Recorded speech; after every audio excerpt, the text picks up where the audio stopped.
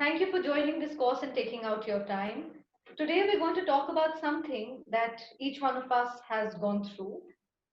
We have often successfully dealt with it, and sometimes we have caved in to the pressures. We are going to today talk about stress management. I have prepared some slides which we can have parallel to while we speak. Stress management is a topic which most of you have heard about, a lot of times gone over, and probably a lot of things that I'm going to talk today are repetitions of things that you have heard or read elsewhere. But it is important nonetheless. It's important to sometimes refresh our memories, sometimes to relearn things that we have learned before. This lecture has been divided in four components. I'm first going to talk about what is it that we are managing. So understanding stress. The second component is understanding the impact of stress. How does it really get into our systems? How do we start noticing that this is stress creating a havoc inside of us? The third part of the lecture deals with beginning to start understanding the dealing of stress. Here we are going to start talking about a very important, pertinent topic called resilience. Resilience is something that helps us deal with things that life throws at us. And the fourth and the last part will be the various strategies that we actually employ in dealing with stress. So the first part begins. We are going to start understanding what is stress, what is the definition of stress, and how can we start understanding what we want to manage. Here, understanding what we intend to manage. So now stress essentially is something where the demands start rising much above our resources. What and how do we understand this balance and the tipping off of this balance? Now, stress, as we all know, is something that is almost required for us to function successfully. Now, this functioning is dependent on the balance that we are maintaining and creating for the successful operation of our day to day lives. So we have certain demands. The demands can be environmental, the demands can be physical, they can possibly come from biological needs, and we are addressing these demands with certain resources that we have. So if I'm hungry, I have food to eat and I eat that. If I'm feeling cold, I wear a sweater and my body is able to respond and recover. When the demand supersedes the resources, that is where the problem begins. That is where the balance starts becoming tipped over, right? Now, stress can be experienced in two important ways. Depending on how you are cognizing and experiencing it, the perception of stress will come in two essential ways. One is the psychological pressure that you feel. So, you feel stressed. You feel that you are not being able to respond, operate, manage what life circumstances others are doling out on you. The other bit on how stress actually makes itself apparent is through physical symptoms. Sometimes we say, well, I'm not stressed, nothing is happening, it's all okay, everything is under control, but I actually start complaining of severe headaches, a bad backache, or sometimes I actually start getting frequent fever, right? All of this actually is our body's way of telling us that we are getting stressed. And sometimes we do not have enough insight to know that these physical anomalies are being caused by our inability or a demand on our resources, which is too much for us to take. This is what is understood as stress. Now, why do we need to manage it? Why do we need to start getting better at actually both understanding and responding to stress? Stress is something that will happen. Stress is something that you can't really run away from. Now, let's go to a little bit of history. So, Hans Selye was known as the founder of stress theory. Now, he's not a psychologist. He, in fact, is a endocrinologist who was doing research on organisms' way of responding to pressures from the environment and from within the organism. Now, the first definition that he did come about was non-specific response of the body to any demand.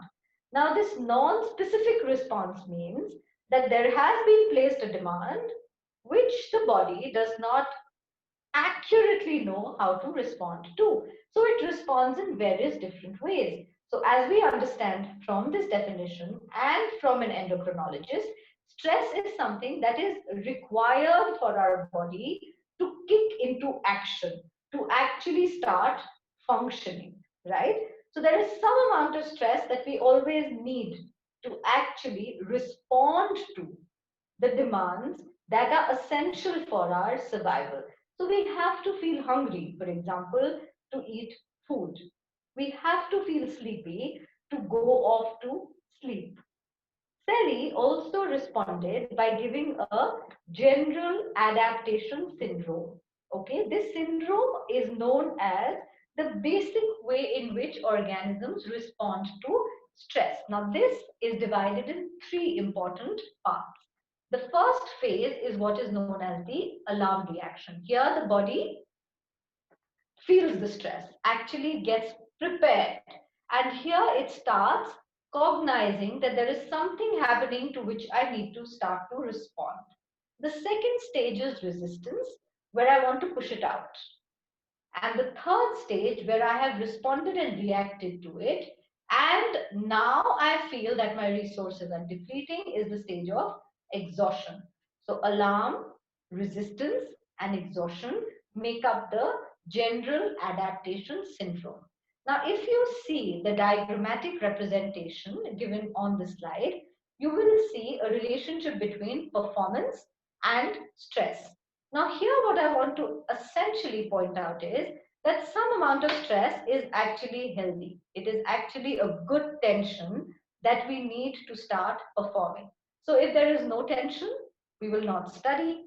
If there is no tension, we will not actually prepare to do our tasks properly. So, some amount of stress, some amount of tension is good, required. And when this keeps increasing, we come to an optimal level, the comfort zone. Here, the balance between the stress and the performance is optimal. We are able to do our best. We are able to respond with everything that we have and create the best balance. Now, beyond this point, if the stress keeps increasing, our resources actually take a beating and we start feeling fatigue.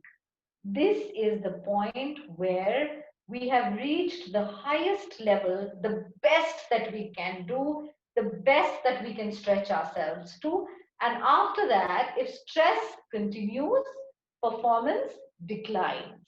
And this part is known as distress. This is where we start needing help.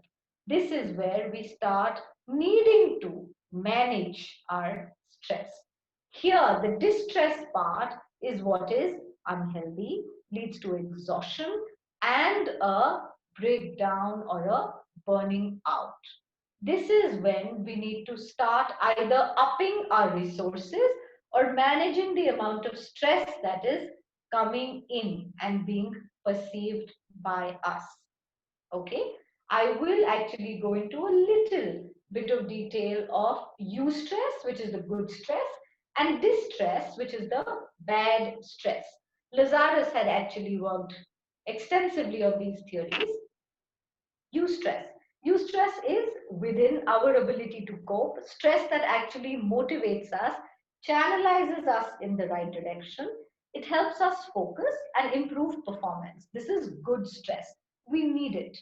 Distress, or the stress that actually exhausts us, the stress that actually starts having a negative residual impact on us and our systems. It is much beyond our adaptive and coping.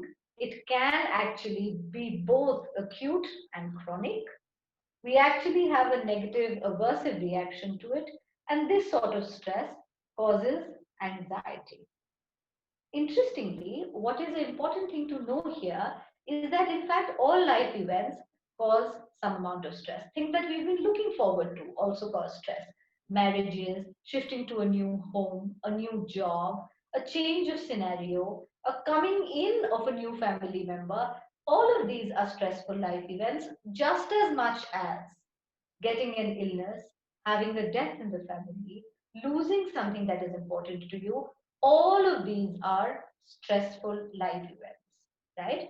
I'm going to leave you with an interesting life stress inventory prepared by Holmes and Rahe, where you can actually start giving and calculating your quotient, your number that will determine how stressed you are.